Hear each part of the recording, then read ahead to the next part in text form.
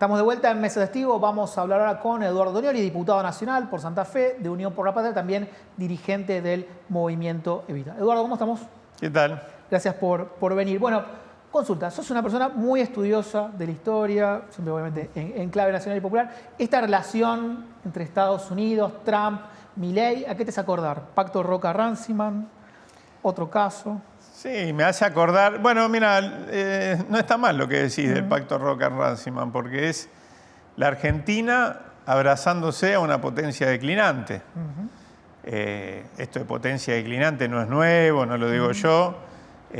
Alguien también puede decir, bueno, pero es la primer potencia mundial, etcétera. Pero bueno, muchos analistas hace tiempo dicen que hay otros emergentes, China por supuesto es uno, quizás el más importante, y que los Estados Unidos están en una etapa declinante. Y la Argentina va y se abraza, ¿no? Bueno, me parece que en algún punto tiene algo que ver con esto, y en algún punto tiene que ver con una mirada, la del presidente de la Nación, de alineamiento sin más, desde que arrancó hasta la fecha, esta gestión en sus políticas de relaciones exteriores y en su política de defensa, que es subsidiaria en última instancia, ha sido enormemente condescendiente con las potencias occidentales, y esa política exterior y esa política de defensa ha consistido en hacer gestos permanentes hacia, bueno, Estados Unidos, Inglaterra, Israel, y en el marco de las alianzas militares, fundamentalmente con la OTAN, ¿no? Vos recordarás un hecho que quizás fue de los más bochornosos que llevó adelante este gobierno, que fue el acto el 4 de abril de 2024 en lo que va a ser la base integrada en Ushuaia, con el embajador de los Estados Unidos en la Argentina y con la titular del Comando Sur, Laura Richardson, con la Armada Argentina tocando el himno de los Estados Unidos y el presidente de la Nación diciendo que esa base iba a ser la puerta de entrada de nuestros países, y repito, de nuestros países al continente blanco. Por eso después, cuando aparecen estos últimos escarceos, estas relaciones preelectorales entre la Argentina y los Estados Unidos, estas promesas para que después del 26 de octubre obtener algún tipo de apoyo, acompañamiento de Estados Unidos a la Argentina, estamos hablando de efectividades conducentes, recursos, etcétera.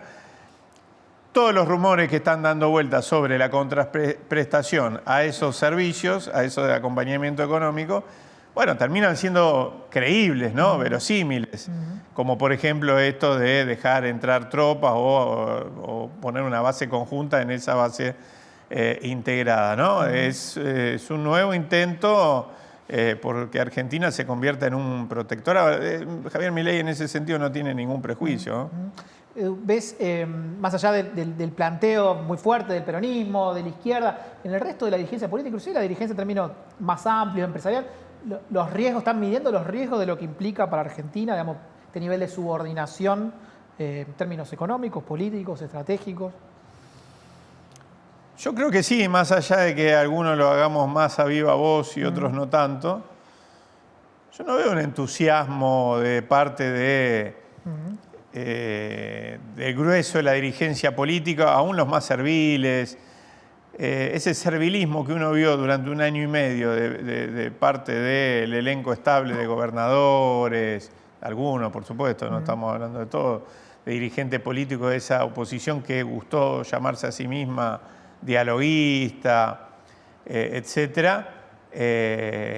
Uno no ve hoy un entusiasmo, uno lo que ve es oportunismo, ¿no? Y un intento por acomodar el cuerpo en determinados momentos para, bueno, pasar por abajo de la furia del presidente de la Nación cuando se dedicaba a tuitear, a putear también, iba a decir a putear, pero también a través de las redes sociales, o a retuitear uno que ataca al otro, etcétera, a carpetear. A tratar de sacar una rotonda, como digo yo, ¿no? Medio en broma, medio en serio. Mucho más un oportunismo que un entusiasmo real de acompañamiento a este proyecto político, porque creo que unos y otros vemos que esto no tiene forma de estabilizarse social, económica y por lo tanto políticamente en el tiempo. No hay forma. Nosotros no decimos esto desde el 7 de septiembre, cuando fueron las elecciones de Provincia de Buenos Aires, y la Libertad Avanza fue derrotado rotundamente, ¿no? por Fuerza Patria, por el peronismo y fuerzas aliadas. Lo decimos desde por lo menos enero del 2024, cuando el gobierno ya mostró las cartas, a través del DNU 70 del 2023 y a través del proyecto que ingresó en ese momento en el Congreso de la Nación de la Ley Bases, o la primera versión de la Ley Bases, en ese momento se conocía como la Ley Ómnibus, ¿no?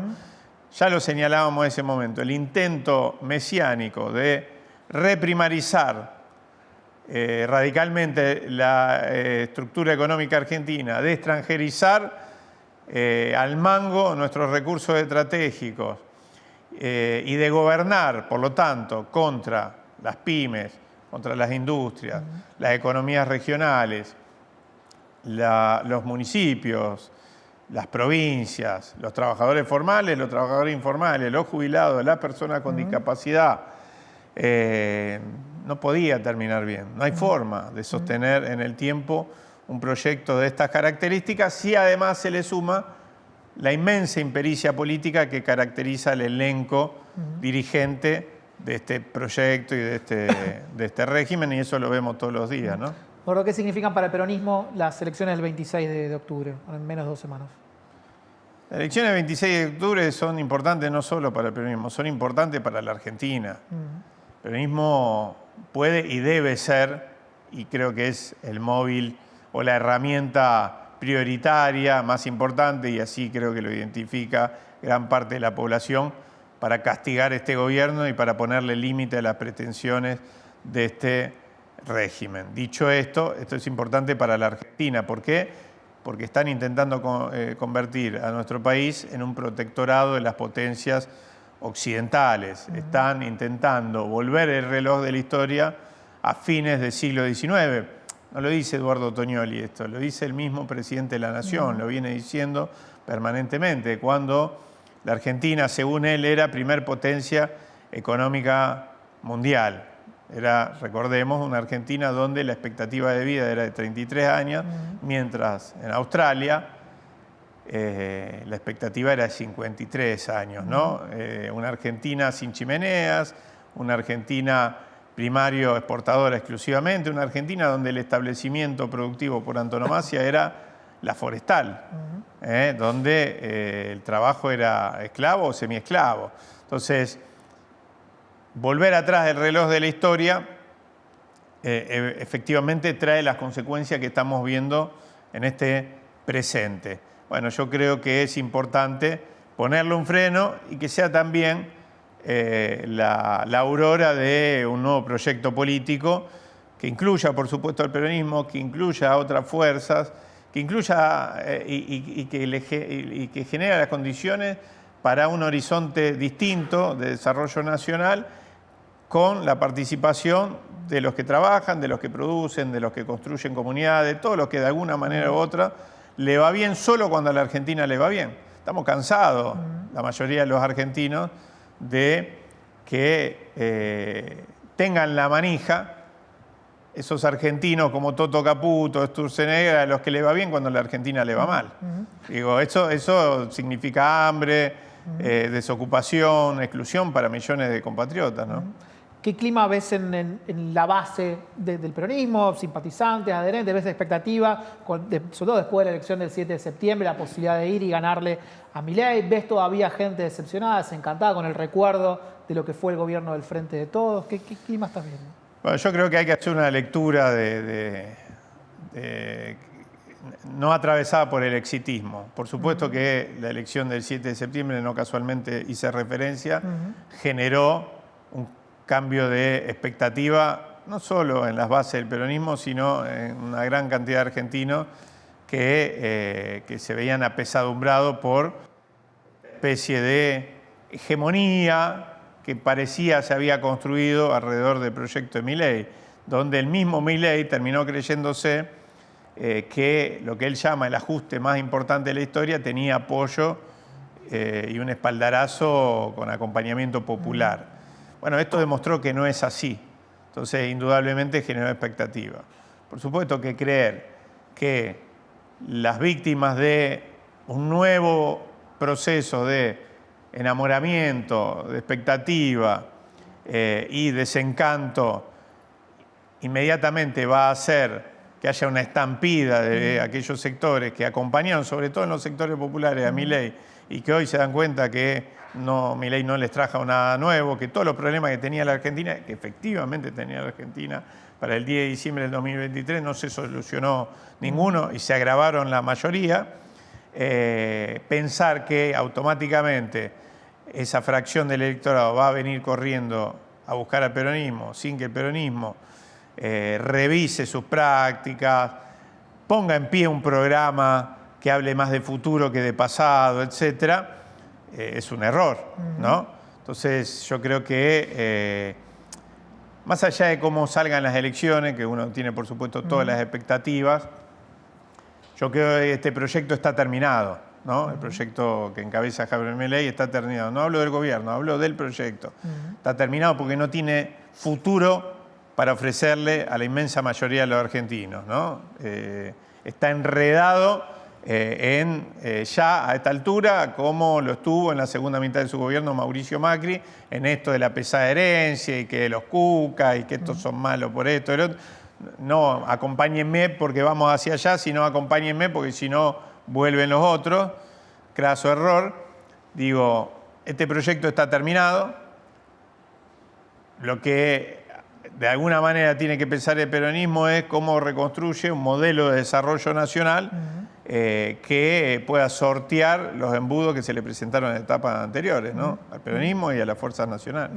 Porque quedan 2 meses de mandato hasta diciembre. ¿Qué proyectos estás trabajando ahora para darle impulso antes de diciembre? Quizás algunos continuará el bloque después, lo personal. Bueno, hay algunos proyectos que para mí son naves insignias, son importantísimos.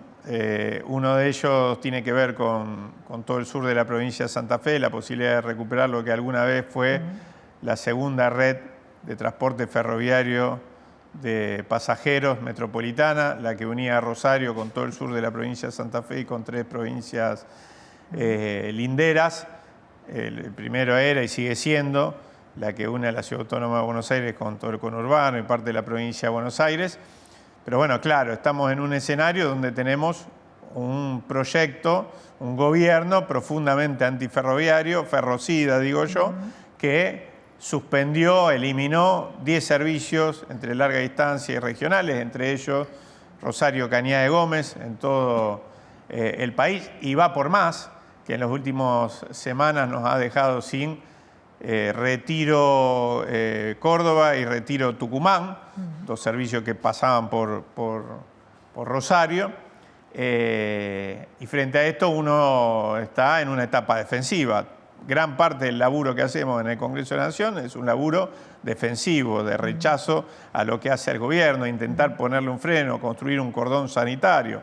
Durante 1 año y medio con escasos resultados, en esta última mitad del año con muchas piñas que le terminaron entrando al gobierno, entre otras cosas porque crece el descontento social y hay una parte de la dirigencia política que lo huele y se sube a ese descontento social o trata de que no se lo lleve puesto a ello. Bueno, en ese marco nosotros vemos escasa conciencia de la dirigencia política sobre la importancia del transporte ferroviario.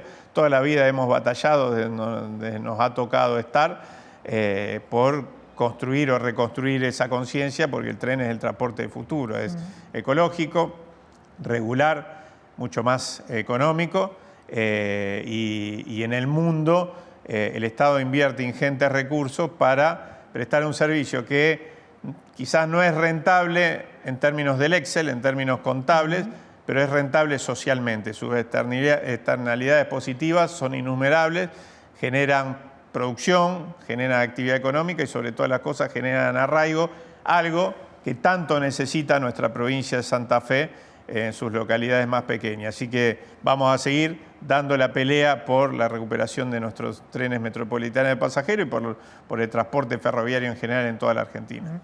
Ahora está claro que sos un dirigente, un militante político, no se agota en un cargo institucional, pero a partir del 11 de diciembre, ¿dónde te imaginas? Militando, como siempre, militando, caminando mi provincia, la provincia de Santa Fe, dando clase, como siempre también, quizás con más horas en algunos lugares, me gusta, me apasiona, y dando la pelea desde el lugar que me toque contra este gobierno inhumano, antinacional, antipopular, antifederal, y trabajando para construir una alternativa para que el reemplazo de este gobierno sea no una experiencia gatopardista, sino una experiencia que apunte a reconstruir un modelo de desarrollo nacional con plena integración de todos los argentinos adentro.